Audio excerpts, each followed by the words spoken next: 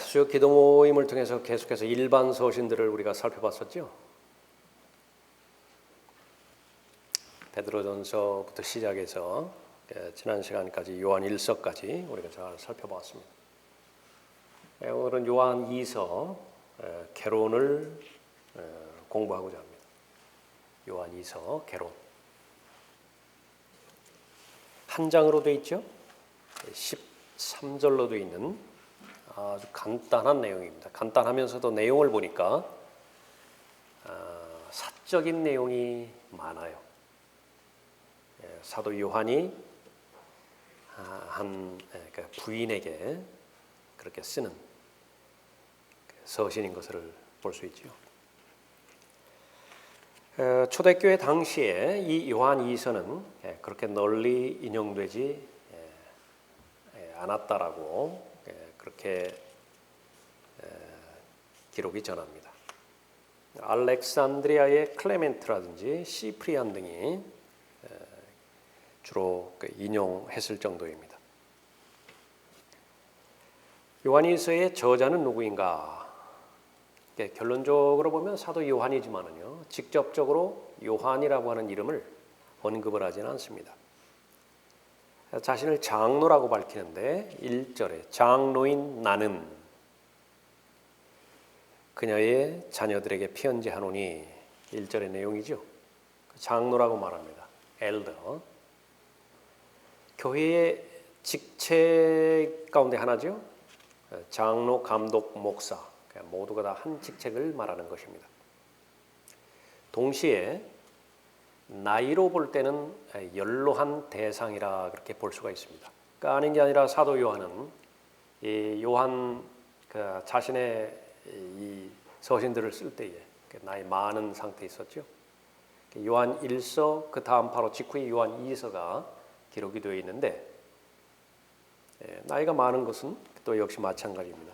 연로한 자신을 말할 수 있습니다.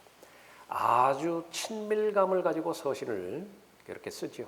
그래서 그 용어들이 보면 바로 어린 자녀들아 이렇게 많이 부르죠. 청년들아 부르기도 하고요, 아비들아 부르기도 하고, 또 그 다음에 이제 장로들이라고 그렇게 그런 말들을 사용을 합니다. 베드로도 자신을 장로라 그렇게 언급했지요. 베드로전서 5장에서. 근데 그때 베드로도 마찬가지예요. 그 나이가 많이 들은 상태였던 것을 볼 수 있습니다.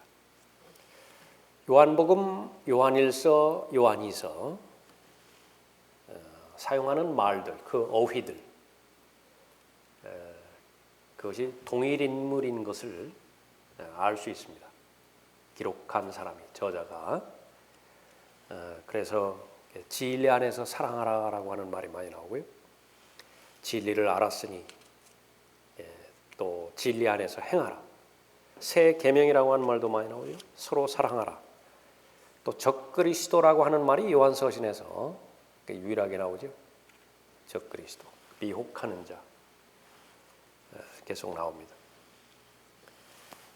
요한일서 1장 4절에 보면은요, 내 자녀들이 우리가 아버지께로부터 받은 계명대로 진리 안에서 행하는 것을 보고 내가 매우 기뻐하였노라. 진리와 기쁨이라고 하는 것을 아주 강조를 하죠. 또 5절 후반부에 보면 처음부터 우리가 가진 것이니 곧 우리가 서로 사랑해야 한다는 것이라 사랑도 언급하고 있고요. 6절에 사랑은 이것이니 우리가 그의 계명들대로 행하는 것이라. 그 계명은 이것이니 너희가 처음부터 들은 바와 같이 너희가 그 사랑 안에서 행해야 한다는 것이라. 요한복음 13장 34절 이후에 보면 동일한 주제로 기록된 것을 볼 수 있습니다. 내가 새 계명을 주노니 이는 너희가 서로 사랑하는 것이라. 내가 너희를 사랑한 것 같이 너희도 서로 사랑하라. 그 결과는 어떻게 돼요? 너희가 내 제자인 줄 알리라. 사랑과 진리에 대해서 언급하고 있죠. 그 앞에 2장 7절 보세요. 요한일서 2장 7절에 형제들아 내가 너희에게 쓰는 것은 새 계명이 아니라 처음부터 너희가 가졌던 옛 계명이라. 옛 계명은 너희가 처음부터 들었던 말씀이니라. 또 9절에 그 빛 가운데 있다고 말하면서 자기 형제를 미워하는 자는 지금까지도 어두움 가운데 있느니라. 예수 그리스도의 계명에 순종하기 위해서 서로 사랑해야 한다라고 하는 절대적인 필요성을 언급하고 있죠. 그것이 요한 2서에서도 요한복음에서도 요한 1서에서도 발견되고 있습니다. 또 1장 6절에서도 보는 것처럼 사랑은 이것이니 우리가 그의 계명들대로 행하는 것이라. 그의 계명은 이것이니 너희가 처음부터 들은 바와 같이 너희가 그 사랑 안에서 행해야 한다는 것이라. 요한복음 14장 23절에도 말씀하십니다. 나를 사랑하는 사람은 내 말들을 지키리니 그러면 나의 아버지께서 그를 사랑하실 것이며 또 우리도 그에게 와서 우리의 거처를 그와 함께 정하리라. 요한일서 볼까요? 요한일서 5장 3절 보십시오. 하나님을 사랑하는 것이 이것이니 곧 우리가 그의 계명들을 지키는 것이라. 그의 계명들은 무거운 것이 아니니라.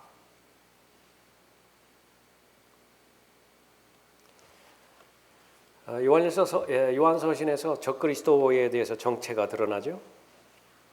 이단인데 바로 예수 그리스도께서 육신으로 오신 것을 부인하는 그런 이단들을 말하는 것이죠. 하나님이심을 부인하는 이단들입니다. 요한일서 7절에 많은 미혹하는 자들이 세상에 들어왔나니 그들은 예수 그리스도께서 육신으로 오신 것을 시인하지 않는 자들이라. 이것이 미혹하는 자요 적그리스도라.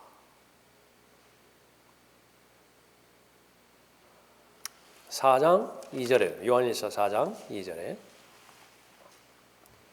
하나님의 영을 너희가 이렇게 알지니 예수 그리스도께서 육신으로 오신 것을 시인하는 모든 영은 하나님께 속한 것이요.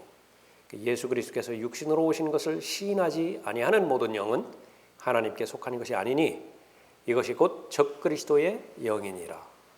그것이 오리라는 것을 너희가 들었으나 지금 그것이 이미 세상에 있느니라. 무엇을 살펴보고 있죠? 저자가 똑같아요. 똑같은 말을 계속 강조하고 있는 것입니다. 또 요한일서 12절에 보면 내가 너희에게 쓸 것이 많으나 종이와 잉크로 쓰기를 원치 아니하며 오히려 너희에게 가서 대면하여 말하기를 바라노니 이는 우리의 기쁨이 충만케 하려 함이라. 목적은 계속해서 기쁨이 충만케 하려 함이라 언급하고 있죠. 요한복음 15장 11절에서도 내가 이런 것을 너희에게 말한 것은 나의 기쁨이 너희 안에 머물러 있어 너희의 기쁨이 충만하게 하려는 것이라. 똑같은 말을 하고 있습니다. 요한복음 16장 24절에서도 지금까지는 너희가 내 이름으로 아무것도 구하지 아니하였으나 구하라. 그러면 받을 것이니 너희 기쁨이 충만케 하려 함이라.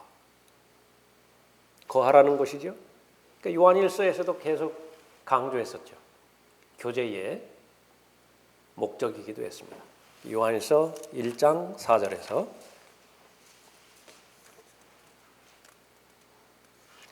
우리가 너희에게 이런 것들을 쓰면 너희의 기쁨이 충만하게 하려는 것이라.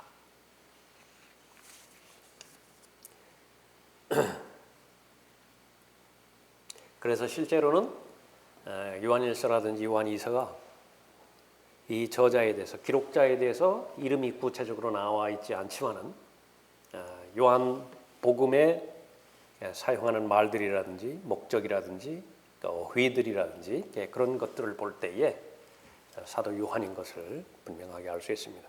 우리가 히브리서 공부할 때도 마찬가지죠. 히브리서 이 저자가 누구냐라고 하는 그 부분을 살필 때 히브리서 13장만큼은 바울의 서신이라고 하는 것을 확증짓는 것입니다. 왜 그렇습니까? 사용하는 용례라든지 용도라든지 어휘라든지 그런 것들이 똑같은 것이에요. 바울 서신에서 발견되는 부분과 똑같은 것입니다.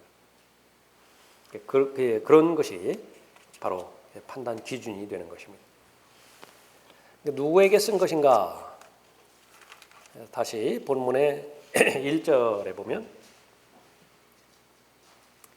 장로인 나는 진리 안에서 사랑하는, 그리고 나뿐만 아니라 진리를 아는 모든 사람도 사랑하는 택함 받은 부인과 그녀의 자녀들에게 편지하노니.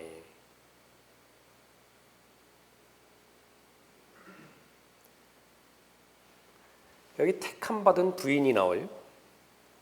elect lady예요. lady. 그리고 그 자녀들입니다. 그녀의 자녀들에게 편지하노니. 택함 받은 부인 누구인 것인가? 크게 둘로 나뉘어지는데 어떤 특정 여인일 것이다.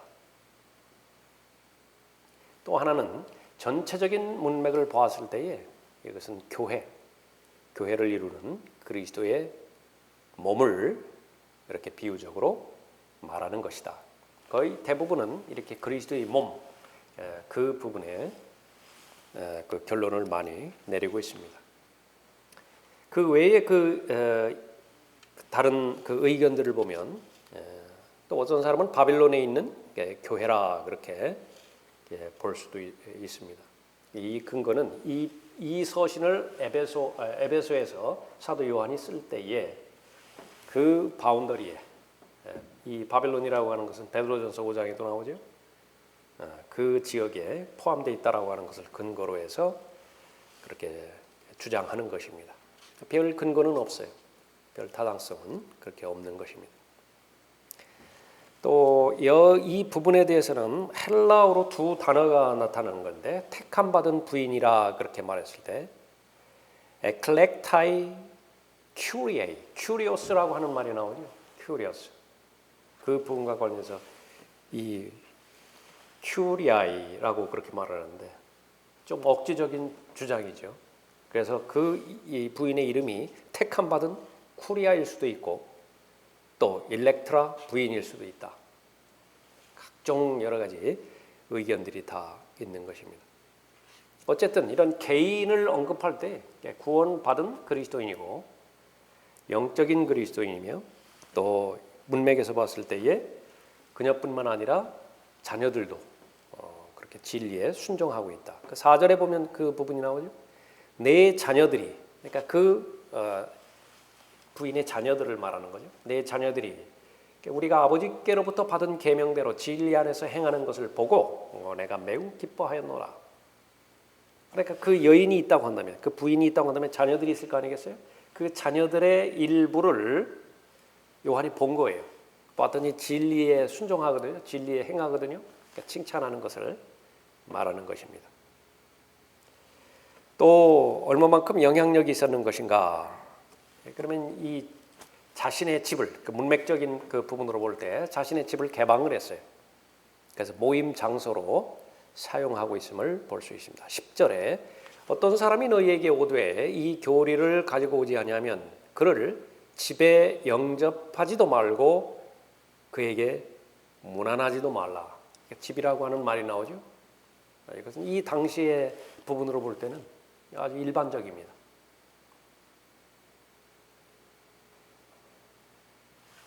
넓은 그 장소가 있다고 한다면, 넓은 집이 있다고 한다면 그곳에서 모임을 그렇게 갖기도 하는 것이죠. 그래서 결론적으로 말하면은 이제 그 본문에서 우리가 그 살펴볼 것이지만은 이것은 바로 이스라엘을 말하는 것입니다. 왜냐하면 교회로 그렇게 봤을 때에 이 자녀가 있죠. 이 부인은 자녀가 있잖아요. 교회는 항상 나올 때마다 처녀로 나옵니다. 순결한 처녀로 나오는 거예요. 그러나 이스라엘은 여인으로 나오지만은요, 자녀가 있다. 그래서 유대인들을 부를 때에 이스라엘 자손들 그런 말이라고 그러죠. Children of Israel. 자손들이라고 하는 그런 부분도 그렇게 나옵니다. 자, 그것은 이제 그 대상이 누구였는가, 그 부분에 해당되는 부분이고요. 배경을 보면은 기록 연대와 그렇게 배경을 보면 그 7절에 보면 많은 미혹하는 자들이 세상에 들어왔나니 그들은 예수 그리스도께서 육신으로 오신 것을 시인하지 않는 자들이라. 이것이 미혹하는 자요 적그리스도니라. 계속 요한 1서에서도 언급하고 있고 요한 2서에서도 언급하고 있는 이 거짓 교사들. 목적은 거짓 교리를 참된 교회에 퍼뜨리고자 하는 것입니다. 누룩처럼 퍼뜨리고자 하는 거예요. 그런데 그 내용은 무엇이냐 그러면 예수 그리스도의 성육신 교리를 부인하는 것입니다. 하나님께서 육신으로 나타나셨는데 그것을 부인하는 거예요. 처녀로부터 출생하신다는 사실을 부인할 뿐만 아니라 예수 그리스도는 하나님이면서 동시에 사람이죠. 중보자가 되실 수 있는 거예요. 그래서 근데 그 교리도 부인을 해버리는 것입니다. 당연하게 육체적인 지상재림 그 교리도 부인하는 것입니다. 사도 요한이 그들의 정체를 알아차렸어요. 간파를 했습니다. 다른 어떤 문제보다도 가장 시급한 문제이고 중요한 문제이기 때문에 그 목적으로 이 서신을 쓰는 것입니다. 요한 1서에서 이렇게 살펴봤던 것처럼 이 이단은 영지주의자였죠. 그노시시즘입니다. 그래서 이 편지를 받고 있는 이 대상이 그 정보에 대해서 몰라요. 그런데 그 당시에는 순회 설교자들이 대부분이었거든요. 돌아다니면서 이렇게 여행하면서 어떤 특정한 장소에 있으면 그곳에 가서 복음을 증거하는 것입니다. 이 로마 이 시대에는 시나고그, 회당들이 많았었죠. 거기는 사람들이 많이 운집해 있는 그런 장소이지만은 그러나 그 밖으로 나갔을 때는 그냥 제일 그 주요한 그 부분이 그냥 가정집이었다고. 무슨 뭐 여관이 있었습니까? 무슨 호텔이 있었습니까? 그 당시에. 그런데 이 사람들은 하나님의 말씀에 갈급하다 보니까 그냥 교사라고 하는 신분만 말한다고 한다면 그냥 여과 없이 다 받아들이는 거예요. 그러니까 요한일서 4장에서도 언급하고 있죠. 모든 영을 다 믿지 말라고. 그래서 그것을 경고하는 것입니다. 지금 이 1절에 나와 있는 이 부인은요. 그 실제적으로 그 당시에 영향력이 있었던 사람인 것을 볼 수가 있습니다. 그러니까 자기 집을 그렇게 제공을 했고 순수한 사람들이 이렇게 모일 거 아니겠어요? 그러면 그 교사를 거짓 교사가 가르친다든지 설교한다든지 그 기회를 제공해 준다고 한다면 그것은 너무 위험스러운 일이죠. 그러니까 절대로 그런 일들이 일어나지 못하도록 거짓 교사들의 거짓 교리가 확산되지 않도록 경고의 필요성을 그렇게 주는 것입니다. 8절 볼까요? 너희 자신을 돌아보라. 이는 우리가 이루어 놓은 것을 잃지 아니하고 온전한 상을 받으려는 것이라. 범죄하고 그리스도의 교리 안에 있지 아니하는 자마다 하나님은 하나님이 없으나 그리스도의 교리 안에 거하는 그 사람은 아버지와 아들이 있는 자니라. 어떤 사람이 너희에게 오두에 이 교리를 가지고 오지 아니하면 그를 집에 영접하지도 말고 그에게 문안하지도 말라. 이는 그에게 문안하는 자는 그의 악한 일들에 참여하는 자임이라. 그랬습니다. 이 요한이서 1절부터 13절까지 전체를 보면은요, 우선 칭찬을 합니다.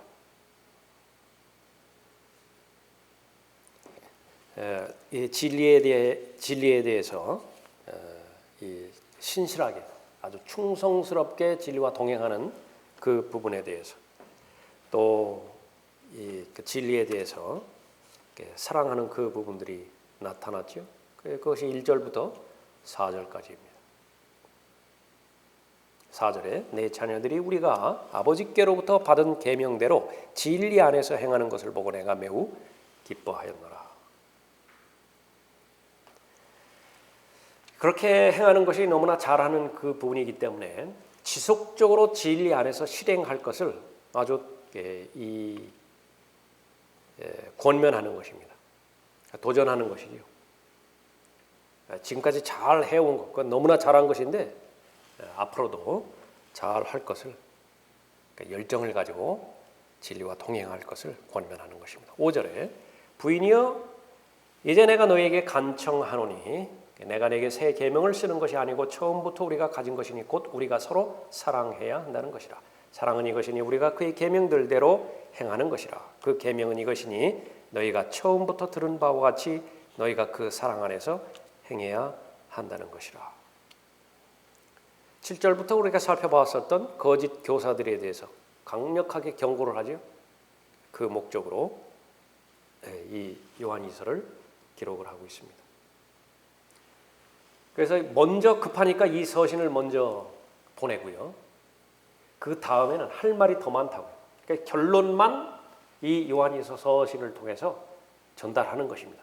구체적인 내용들이 있을 거 아니겠어요? 그 사람들의 주장과 그 주장에 대해서 조목조목 이제 분별해서 그렇게 알려주겠죠. 근데 그것은 대면에서 이제 보는 거예요. 12절에 내가 너희에게 쓸 것이 많으나 종이와 잉크로 쓰기를 원치 아니하며. 그때 종이는 뭐였습니까? 이 당시에 A4 용지였나요? 파피루스였어요. 파피루스에다 거기 쓰면 얼마나 쓰겠습니까? 한계가 있겠죠. 종이와 잉크로 쓰기를 원치 아니하며 오히려 너희에게 가서 대면하여. 대면한다라고 하는 말은 뭐죠? 얼굴과 얼굴을 맞대고 보는 것이에요. 얼굴과 얼굴을 맞대고 보는 것이에요. 그러니까 말하기를 바라노니 이는 우리의 기쁨이 충만케 하려 함이라. 왜 얼굴을 대면하면 기쁨이 충만해요? 그러니까 진리가 확인되어지니까. 진리 안에서 말하는 사람이고 진리 안에서 행하는 사람들이고 진리를 거슬러서는 어떤 것도 할 수 없는 사람이 그리스도인이에요. 오직 진리를 위해서만 행하는 사람이 그리스도인이죠. 그러니까 그것이 확인되어질 때에 바로 동료이고 같은 지체들이죠. 그것을 말하는 것입니다. 그 다음에 이제 인사가 있습니다. 13절에 너의 택함 받은 자매의 자녀들이 내게 문안하느니라. 여기 이 서신을 받는 대상에 자매들이 있어요. 그 자매들의 자녀들로부터도 인사말을 그렇게 전하는 것입니다. 이 요한일서에서 가장 독특한 그런 내용을 우리가 뽑으라고 한다면 거짓 교사들에 대해서 비진리에 대해서 그리스도인이 어떠한 반응을 보여야 되는가, 어떤 태도를 지녀야 되겠는 것인가 아주 확고부동하게 교리로 전달해 주는 것입니다.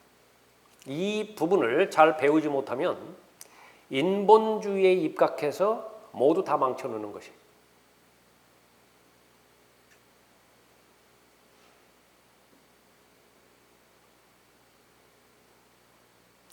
8절에 너희 자신을 돌아보라. 이는 우리가 이루어 놓은 것들을 잃지 아니하고 온전한 상을 받으려는 것이라.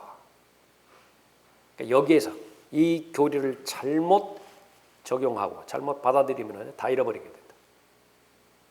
이것이 오늘날로 말하면 크게 보면 에큐메니칼이고요. 그러니까 우리는 하나다 해가지고 다 모인다. 하나님이라고 하는 이름, 또 예수 그리스도라고 하는 이름만 사용하면 다 모인다.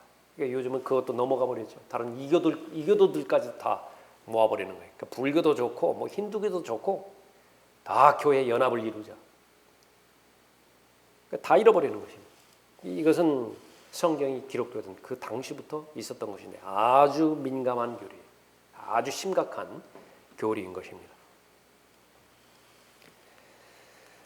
그 진리를 거부하는 이 이단들은요, 그러니까 그 근본이 어디에 있는 것이냐? 그러면 바로 예수 그리스도께서 육신으로 나타나셨다는 진리를 부인하는 자들이에요. 그러니까 자신들의 교리가 된 것입니다. 공개적으로 거부를 해요. 그러면 그 진리를 거부한다는 것은 구체적으로 예수 그리스도에 관련된 모든 것을 다 거부하는 것을 말하는 것입니다. 동정녀 출생 거부해요. 처녀를 통해서 육신으로 나타나셨다는 진리를 거부하게 됩니다. 그러면 자동적으로 죄 없는 생애를 사신 예수 그리스도의 죄 없는 생애 그것도 거부하게 돼 있어요. 다만 예수 그리스도는 선한 사람이고 4대 성인 가운데 한 사람일 것이고 또 자신들의 입맛에 맞게 무슨 혁명가로 살았다든지 개혁가로 살았다든지 그렇게 바라볼 것입니다. 대속적인 구속사역이죠. 죄인이 마땅히 죽어야 되는데 그 죄인의 자리에 서신 것이죠. 대신 하신 거예요. 구속을 대신 이루어 주셨죠. 부인하게 되어 있습니다. 몸의 부활, 문자적인 부활 부인하다 보니까 문자적인 지상재림 그것도 부인한다고요. 그러면 이 사람들이 그렇게 이 진리에 대해서 부인하는 것은 무지 때문인가? 성경 모든 곳곳에서 분명하게 밝힌 것은 무지는 무지인데 고의적인 무지예요. 무서운 것입니다. 그냥 차라리 모르면은 하나님 앞에 모른다고 자신의 마음을 토로하면 하나님께서 알려주세요. 그러니까 우리는 질문을 많이 해야 된다고. 하나님 앞에 이것이 왜 이렇습니까? 이게 잘 이해가 안 됩니다. 그러니까 동기가 무엇이라고요? 알려고 해요.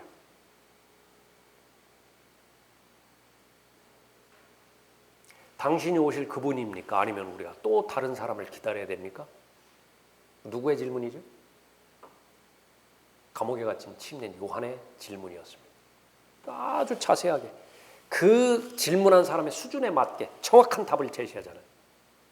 이 사람들은 어떤 것이냐? 그러면은 거부했기 때문에 그래요. 분명히 전달되었음에도 불구하고 부도덕한 동기가 있다고요. 바리새인들 다 알았죠. 그러니까 메시아인 줄 다 알았다고요. 그런데 왜 거부한 거예요? 부도덕한 동기가 있는 거예요.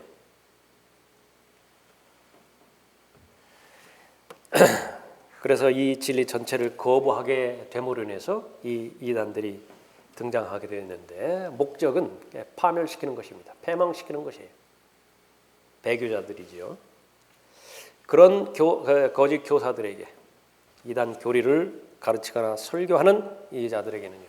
어떤 기회도 줘서는 안 돼요. 절대로 줘서는 안 돼요.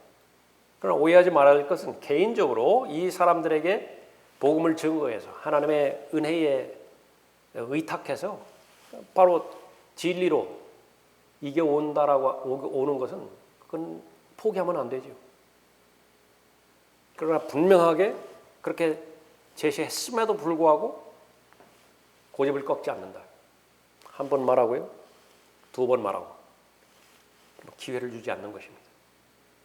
그래도 계속 그 상태에 있으면 어떻게 되는 것이에요? 내버려 두는 수밖에 없어요. 그 마지막 단계예요. 그냥 그렇게 두는 거예요. 어쩔 수 없어요. 그렇게 되는 것이지 성경에서 언급하고 있는 그 정도를 벗어나서 아까 우리가 살펴봤던 것처럼 인본주의적인 입장에서 휴머니즘적인 입장에서 어깨를 맞대고 끌어안고 그렇게 하는 것. 그것은 하나님의 말씀에 의하면 그 상을 다 잃어버리는 것이라 하나님께서 아주 불쾌히 여기시는 것입니다. 어떤 경우에는요. 인사조차 하지 않는 경우도 있다. 인사조차 하지 않는 경우가 있습니다. 그래서 그런 그 기회를 계속해서 헛되이 주는 경우에는 성경에서는 분명하게 언급하고 있습니다. 상을 잃어버릴 것이라 그렇게 말하고 있는 것이죠. 전체적인 부분을 다시 한번 보면 쭉 한번 눈으로 보십시오. 1절부터 3절까지 인사죠. 4절부터 6절까지 바로 사도가 기뻐하는 이유가 있습니다. 진리 안에서 행한다라고 하는 그 부분 때문에 그렇죠. 그래서 그 사랑 안에서 진리를 행했던 그 부분들이 지속적으로 계속 유지되어야 된다는 사실을 계속 언급하고 있습니다. 7절부터 그 11절까지 이 배교에 대해서 강력한 경고를 하고 있죠. 이 배교자들에 대해서, 이단들에 대해서 강력한 경고를 하고 있습니다.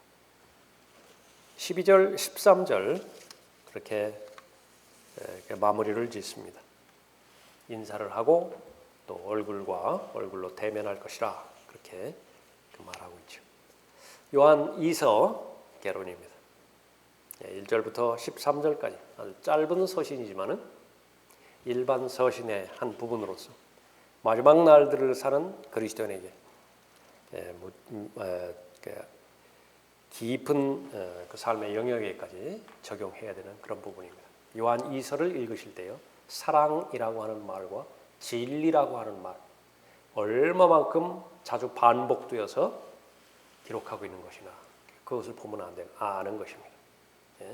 디모데후서 3장에서 보면은 마지막 날들의 어려운 부분, 사랑이 왜곡된 때지요. 하나님에 대해서 사랑이 없어요. 진리에 대한 사랑이 없어요. 온통 자기 사랑, 돈 사랑, 쾌락 사랑이죠. 그 부분에 비춰봤을 때 지금까지 잘 진리 안에서 행했다고 한다면 앞으로도 진리 안에서 행해야 된다라고 하는 좋은 권면의 말씀이 될 것입니다. 진리 역시 마찬가지입니다. 고린도후서 13장에서 우리는 그리스도인은 정의가 진리를 거슬러서는 아무것도 할 수 없어요. nothing이에요. 오직 우리가 행하는 것은 진리를 위해서만 할 수 있는 것입니다. 그 진리라고 하는 것은 대상은 주 예수 그리스도가 되겠죠. 또 진리라고 하는 것은 진정으로 그 말입니다.